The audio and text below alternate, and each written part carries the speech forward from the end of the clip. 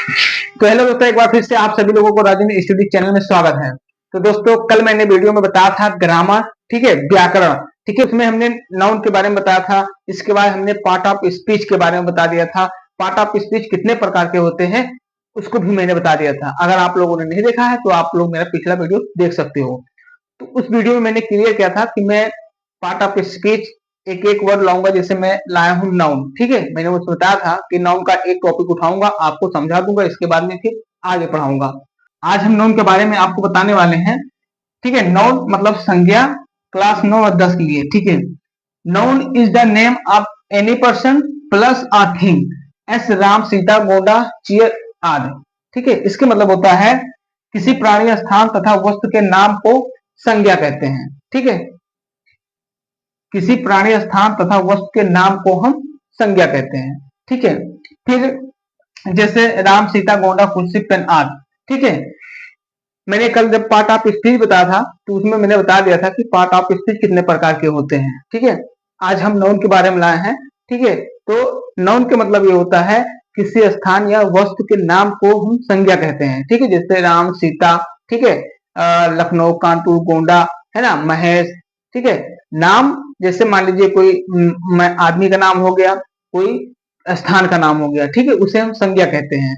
आप संज्ञा याद करने का एक बहुत गजब का तरीका है। कैसे देखिए, संज्ञा याद करने का एक गजब का तरीका ये है, अगर कोई पूछे कि नाउन किसे कहते हैं, तो नाउन के मतलब बोलो, कहते नाउन का मतलब होता है संज्ञा, और संज्ञा के मतलब होता है किसी स्थान या नाम या वस्तु, ठीक है।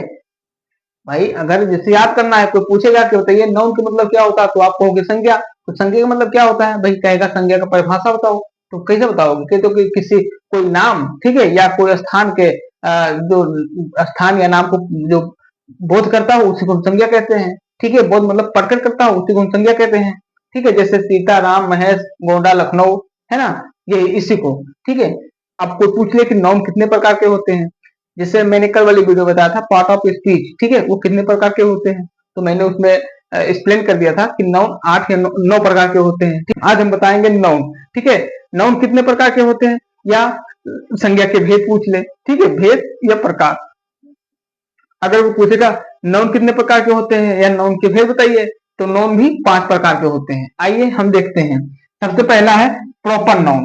प्रॉपर नाउन का मतलब होता है व्यक्तिवाचक संज्ञा। अगर कोई पूछे नाउन कितने प्रकार के होते हैं, तो आपको बताना है 5 प्रकार के। कौन? नंबर पहला प्रॉपर नाउन, व्यक्तिवाचक संज्ञा। व्यक्तिवाचक संज्ञा किसी किसी भी स्थान, किसी भी नाम या स्थान को अगर बोध करता है तो उसे हम प्रॉपर नाउन कहते हैं, ठीक है। दूसरा है कॉमन नाउन।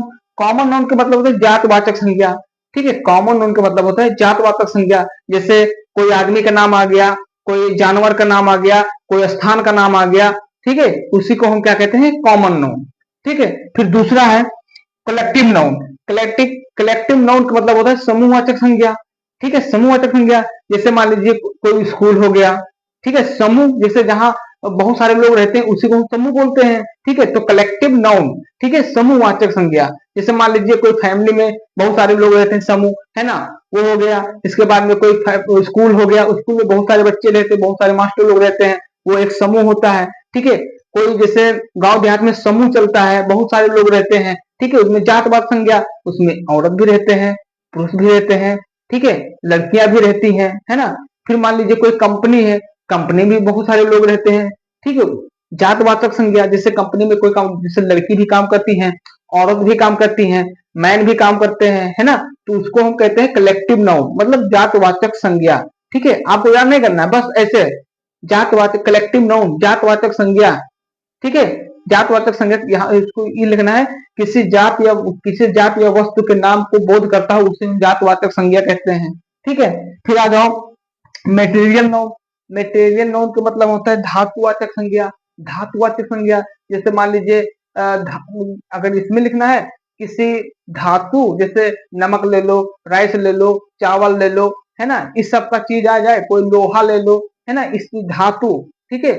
मेटेरियल नाउन मतलब धातुवाचक संज्ञा, ठीक है, ये सब वर्ड आ जाए तो उसको हम क्या मेटेरियल नाउन कहते हैं, ठीक है। फिर है हाँ अब्स्ट्रैक्ट नाउन। एब्स्ट्रैक्ट नाउन का मतलब होता है गुणवाचक संज्ञा। जैसे मान लीजिए आप में आप वीडियो देख रहे हैं, आप में गुण अलग है, आप सुंदर हो, ठीक है, आपके अंदर प्यार है, मोहब्बत है ना, तो इसी को हम कहते हैं गुणवाचक संज्ञा। मान लीजिए आपके अंदर कौन सा गुण भरा हुआ है, ठीक है, तो उसी को हम क्या कहते हैं, गुणवाचक संज्ञा। ठीक है, बस याद नहीं करना है। बस मान लीजिए एब्स्ट्रैक्टिव जैसे आ गया, एब्स्ट्रैक्ट नाउन अगर इसके बारे में पूछ ले तो आप बताओ यार गुणवाचक संज्ञा होता है, कहे कैसे, इसका परिभाषा बताओ। कि जो देखो भैया, मान लीजिए किसी के जैसे आप हो, आपके अंदर प्यार है, ब्यूटी है, ठीक है, सुंदरता है, लव है, हर चीज है, उसी को हम गुणवाचक संज्ञा कहते हैं। आपकी हैबिट क्या है, आपकी आदत क्या है, बस वही वही एब्स्ट्रैक्ट नाउन। ठीक है, एब्स्ट्रैक्ट नाउन उसी को कहते हैं। ठीक है, तो ये रहा नाउन। ठीक है, नाउन के बारे में मैंने आपको बता दिया है। ठीक है, आप लोग इसको ध्यान से देख लीजिएगा। ठीक है, तो आज हमने बता दिया नाउन, नाउन की परिभाषा। ठीक है, नाउन कितने प्रकार के होते हैं, ठीक है, काइंड्स ऑफ नाउन। ठीक है, नाउन की भेद कितने होते हैं, तो मैंने 5 भेद लिखवा दिए हैं। नाउन 5 प्रकार के होते हैं, नाउन के 4-5 भेद होते हैं। नंबर 1 प्रॉपर नाउन, नंबर दूसरा कॉमन नाउन, तीसरा कलेक्टिव नाउन, चौथा मटेरियल नाउन, पांचवा है एब्स्ट्रैक्ट नाउन। आज मैंने नाउन के बारे में समझाया, कल हम लेकर आएंगे प्रॉपर नाउन के बारे में, उसका भी चैप्टर एकदम क्लियर करवा दूंगा। ठीक है, तो आज की वीडियो में दोस्तों इतना ही। अगर इस वीडियो में, छोटी सी वीडियो में आप लोगों को कोई भी चीज पसंद आए होगी तो लाइक कर देना, चैनल को सब्सक्राइब कर लेना। अरे भाई लाइक कर देना यार, मेहनत करते हैं भाई, लाइक कर देना भाई, मेहनत करते हैं। तो आज की वीडियो में इतना ही, और दोस्तों हम कल मिलते हैं एक जबरदस्त वीडियो के साथ में। तब तक के लिए मुझे दीजिए इजाजत। जय हिंद, जय भारत।